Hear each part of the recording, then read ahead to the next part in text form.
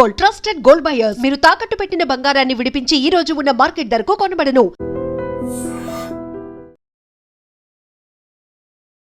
ఏపీలోని కర్నూలు జిల్లాకు చెందినటువంటి కేవలం 23 సంవత్సరాల జాహ్నవి. ఆమె 2023లో అమెరికాకి వెళ్ళింది ఎంఎస్ కోసం అని.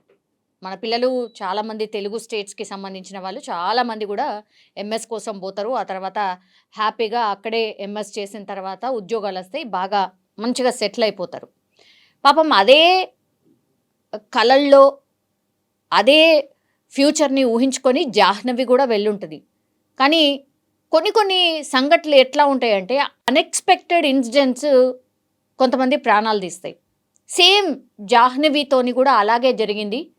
ఎందుకంటే పెట్రోలింగ్ వెహికల్ ఏదైతే ఉంటుందో సియోటల్ దగ్గర పెట్రోలింగ్ వెహికల్, అది కూడా పోలీస్కి సంబంధించిన పెట్రోలింగ్ వెహికల్ బై మిస్టేక్ అన్లియా లేకపోతే ఇంకోటి జరిగిందా తెలియదు, కానీ జాహ్నవిని ఢీకొట్టింది.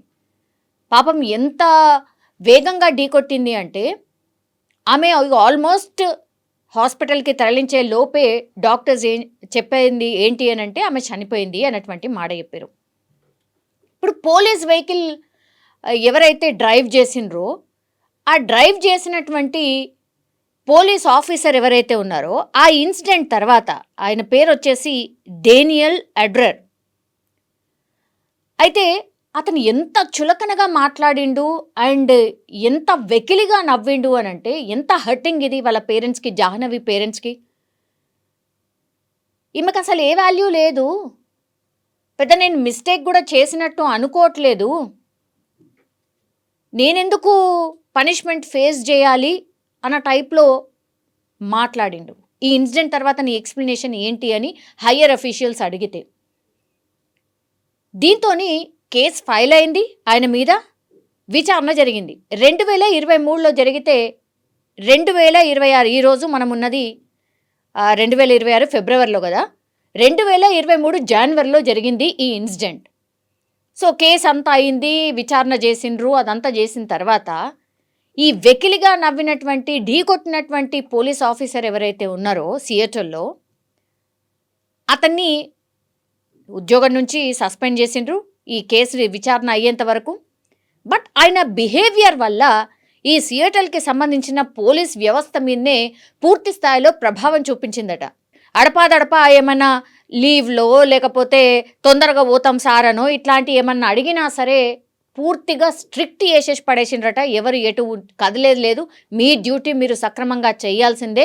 అట్లాగే ఇట్లాంటి యాక్సిడెంట్లు చేయడమే కాకుండా వెకిలిగా నవ్వడం ఏంది, ఇది పోలీస్ వ్యవస్థ మీదనే ఒక మచ్చ కాదా అనేటువంటిది ఆ పోలీస్ అఫీషియల్సే ఇప్పుడు ఈ పోలీస్ ఆఫీసర్ ఎవరైతే యాక్సిడెంట్ చేసిండో ఆయన గురించే కాదు, పూర్తిగా డిపార్ట్మెంట్ మీదనే స్ట్రిక్ట్ ఆర్డర్స్ జారీ చేశారట. ఒక్క పోలీస్ అఫీషియల్, అది కూడా మన ఇండియాకి సంబంధించిన వ్యక్తి, వాళ్ళు ఎట్లా ఆలోచించిండ్రు, ఈ ఒక్క పోలీస్ ఆఫీసర్ ఎట్లా ఆలోచించు, కనీసం పశ్చాత్తాపం ఉండాలి కదా. ఓ మనిషి పాపం ప్రాణం పోయిందే అన్న పశ్చాత్తాపం లేకుండా అసలు తనకి ఏ వాల్యూ లేనట్టుగా మొత్తం తీసి పడేసి తర్వాత మరి భరణం కింద ఏదో ఒకటి ఇవ్వాలి కదా, దీనికి సంబంధించి నువ్వు ఈ మిస్టేక్ చేసినావు కదా అని అంటే గట్టిగా నవ్వుతూ ఏంటి అసలు ఆమెకి ఏం వాల్యూ ఉందని, నేనెందుకు కట్టాలి, నేనెందుకు పనిష్మెంట్ ఫేస్ చేయాలి అన్న టైప్లో మాట్లాడింట. ఇంకేముంటుంది, కోట్ల విచారణ జరిగింది. అంత జరిగిన తర్వాత బాబు 262 కోట్ల రూపాయలు ఇప్పుడు ఈ కందుల జాహ్నవి ఎవరైతే మన ఏపీకి సంబంధించిన కర్నూలు వాసి ఎవరైతే ఉన్నారో ఆమెకి భరణం రూపంలో 262 కోట్ల రూపాయలు ఇప్పుడు ఆ ఫ్యామిలీకి చెల్లించాల్సి ఉంటుంది. అంటే ఇక్కడ చూడండి, సరే పాపం పోరాని ప్రాణం పోయింది, ఎంఎస్ కోసం ఏదో పాపం కష్టపడి వాళ్ళ పేరెంట్స్ పంపించి ఉంటారు, పంపిస్తే చేసిందే మిస్టేక్.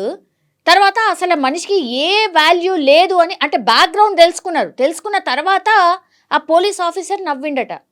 ఆమెకి ఏం వాల్యూ ఉంది, అసలు ఆమె మామూలు మనిషి, పెద్ద చనిపోయినా కూడా ఎవరికి ఫరక్ కూడా పడదు అన్న టైప్లో మాట్లాడిండట. ఎవరు ఆ జడ్జి చేయడానికి, అతనెవరు? తీరా చూస్తే కోర్టులో విచారణ జరిగింది. విచారణ జరిగిన తర్వాత ఆ పోలీస్ ఆఫీసర్కి ఇచ్చినటువంటి పనిష్మెంట్ ఒకవైపు అయితే, ఇంకోవైపు ఏమో 262 కోట్ల రూపాయలు భరణం భరించాల్సిందే, సియోటల్కి సంబంధించిన పోలీస్ అఫీషియల్స్ నుంచి ఆమెకు వెళ్లాల్సిందే అనేటువంటిది కోర్టు ఇచ్చినటువంటి తీర్పు. నిజంగా హ్యాట్స్ ఆఫ్. అమెరికాలో మన ఇండియన్కి దక్కినటువంటి న్యాయం. సరే, పోరాని ప్రాణం పోయింది, ఇప్పుడు అమ్మా నాన్నలకి జాహ్నవిని తెచ్చి ఇవ్వగలుగుతారా అనేది ఒకటి. 2023 నుంచి 2026 వరకు వాళ్ళు వెయిట్ చేశారు చూసారా న్యాయం కోసము.